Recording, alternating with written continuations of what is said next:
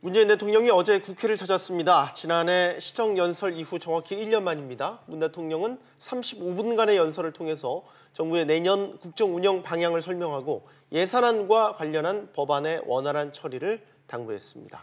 문 대통령 시정연설을 시작으로 11월 예산 전국이 개막됐는데요. 470조 원 규모의 슈퍼 예산 심사를 앞두고 여당은 원안사수를 외쳤고 야당은 대폭 삭감을 벼르고 있습니다.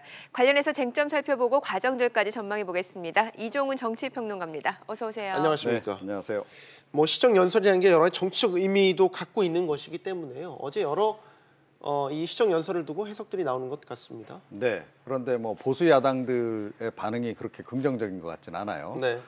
그래서 이번 예산안 심의 과정에서 굉장히 좀 상당한 갈등이 있겠다 이렇게 좀 여겨지는 그런 상황인데, 아시다시피 내년도 예산 자체가 사실은 역대급으로 지금 이제 슈퍼 예산 아닙니까? 확장적 예산을 이제 설정을 해놓은 그런 상황이고, 그래서 더욱더 좀 논란이 많이 되지 않을까 그렇게 생각이 됩니다. 네. 자, 그런데 이 시정 연설, 왜 대통령이 나서서 연설을 하는 건지에 대해서 또 많은 분들이 궁금해하실 것 같다는 생각도 들거든요. 네, 그러니까 시정 연설의 그 시정이란 단어에 이제 사실은 모든 게 담겨 있는데요. 예. 네. 그러니까 정치를 시행한다 또는 정책을 실행한다 이런 부분입니다. 그래서 그 정책 실행과 관련해서, 그러니까 전반적인 국정 운영과 관련해서 대통령이 이제 연설을 하는 것이고, 특히 이제 국정을 집행하는 데 있어서 가장 중요한 게 결국 예산 문제 아니겠습니까? 네. 그래서 예산을 이제 이렇게 쓰려고 하니 국회에서 동의를 해주십시오. 또는 국민 여러분 이 부분에 대해서 좀 동의를 해 주십시오. 이렇게 지금 이야기를 하는 그런 연설이다라고 보시면 정확할 것 같습니다. 네. 네. 자, 어제 시정연설에 그러면 방점이 어디에 찍혀 있냐, 핵심 내용이 뭐였냐라고 한다면 이거 아닐까 싶습니다. 함께 잘 사는 나라, 바로 포용국가라는 것을 새로운 비전으로 제시한 것이죠. 먼저 영상 살펴보고 오겠습니다. 포용적 사회, 포용적 성장, 포용적 번영, 포용적 민주주의에 이르기까지 배제하지 않는 포용이 우리 사회의 가치와 철학이 될 때 우리는 함께 잘 살게 될 것입니다. 네, 뿐만 아니라 문 대통령은 남북 군사적 충돌 위협이 제거됐다며 남북 미의 신뢰 속에 한반도 비핵화를 추진해서 항구적 평화를 정착시킬 거라고 설명했습니다. 한반도와 동북아 공동 번영을 향한 역사적인 출발선이 바로 눈앞에 와 있습니다. 결코 놓쳐서는 안 될 기회입니다. 네. 자, 앞서 포용국가라는 얘기를 저희가 했으니까요. 네. 어쨌든 새 화두를 꺼내 들었습니다. 포용국가 어떤 의미로 봐야 되겠습니까? 네, 그러니까 이제 전혀 새로운 그 단어는 아니죠. 사실은. 네. 그러니까 이 문재인 정부가 올해 들어서 약간 그 정책의 기조 변화를 좀 보이고 있는 그런 그 상황이고, 그 과정에서 최근 들어서는 소득주도 성장보다는 포용적 성장이라는 얘기를 훨씬 더 많이 하고 있거든요. 그 맥락에서 이제 대통령이 어제 그 포용이라는 표현도 등장을 한 것이다. 그리고 의외로 굉장히 많이 쓰이지 않았습니까? 포용이라는 네네. 단어 자체가. 그것으로 봐서는 일단은 이제까지 더 집중해 왔던 분배보다는 조금 성장 쪽으로 방향을 조금 전환한 거 아닌가 그런 네. 생각을 좀 하게 하고요. 어제 또 혁신 성장 관련한 발언도 굉장히 또 많이 하시지 않으셨습니까? 그래서 역시 일자리 문제도 기업 혁신을 통해서 해결하는 그런 수순으로 좀 약간 그 전환을 하고 있는 그런 과정이 아닌가 이렇게 좀 추정을 하게 합니다. 네. 네. 자, 이제 전년 대비 9.7% 증가한 470조 5천억 원이라는 예산 감사가 이제 코앞에 닥친 상황인데, 그 예산안 내용 몇 면을 좀 살펴보도록 하죠. 네, 어저께 이제 문재인 대통령께서 집중적으로 이제 몇 가지를 언급을 하셨죠. 그걸 네. 중심으로 좀 말씀을 드리면 가장 많이 늘어난 게 일단 일자리 예산이죠. 네. 그러니까 22% 맞습니다. 좀 늘어난 거고. 예.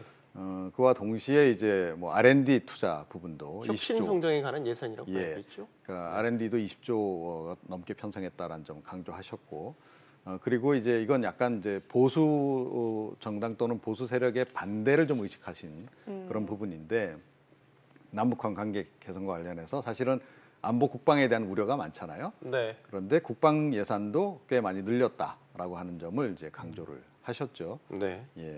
예산으로 보면 크게 이제 그런 두드러지는 점은 그 점이고요.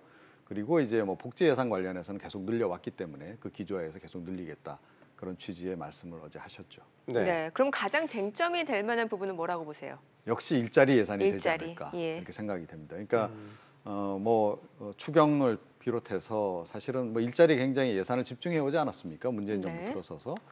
그런데 실제로 일자리는 뭐 늘어나기는커녕 오히려 줄어든 그런 그 상황이고 실업자 계속 늘어나고 있고 고용 지표도 뭐 계속 지금 악화되고 있는 이런 상황이라는 거죠. 그렇다면 과연 이제 그 예산이 적절하게 쓰였는지 이 부분을 아마 집중적으로 따지지 않을까 이렇게 생각이 됩니다. 네.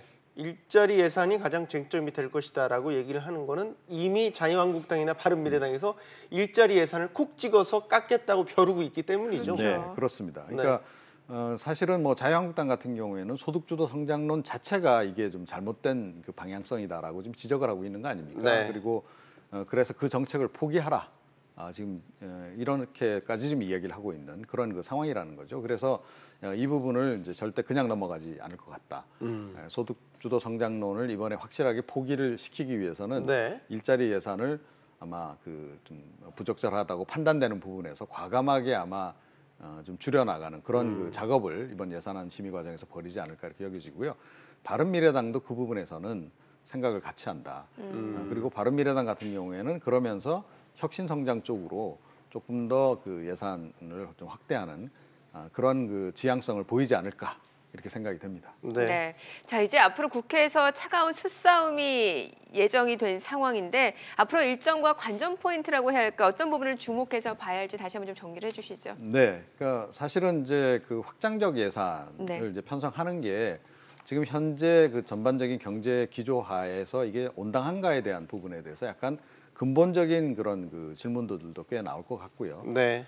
그리고 이제 예산을 집중적으로 늘리겠다고 했던 부분, 특히 조금 전에 말씀드린 그 일자리 관련 예산에서는 소득주도 성장론과 관련해서 야당의 공세가 굉장히 거셀 것 같고, 당연히 이제 정부 여당은 그걸 지키려고 애를 좀 쓸 것 같습니다. 이제 그런 것들이 이제 주요 쟁점으로 이제 여겨지고요. 그런데 사실은 이건 이제 표면적으로 드러나는 거고, 이면하에서, 그러니까 수면하에서는 의외로 여야가 짬짬이를 할 가능성도 지금 없잖아 있습니다. 그 네. 부분은 뭐냐면 SOC 예산입니다. SOC 그러니까 지금 예산. 정부 여당도 최근에 이제 일자리가 부족하다 보니 네. 일자리를 확장하게 하는데 SOC 투자가 좀 도움이 될 거다라는 생각을 좀 하고 있는 그런 상황이란 말이죠. 네. 그래서 그쪽으로 일자리를 좀 늘릴 그런 이제 구상을 가지고 있는데 거기에 더해서 지금 사실은 보수 야당 쪽은 전통적으로 또 SOC에 대한 투자 부분을 또 굉장히 강조를 해왔고 또 국회의원들이 또 지역에서의 그 SOC 사업에 굉장히 또 관심들이 많잖아요. 네네. 그래서 일자리 예산 줄어든 것을 지금 SOC 예산으로 여야가 약간은 그 좀 어떻게 보면 주고받기 시기라고 해야 될까요? 공감하에 상호 공감하에 그쪽 예산을 좀 대폭 늘릴 가능성이 좀 없잖아 있는데 그것도 사실은 SOC 예산도 투자 방향성을 잘 잡아야 하는 거 아니겠어요? 네.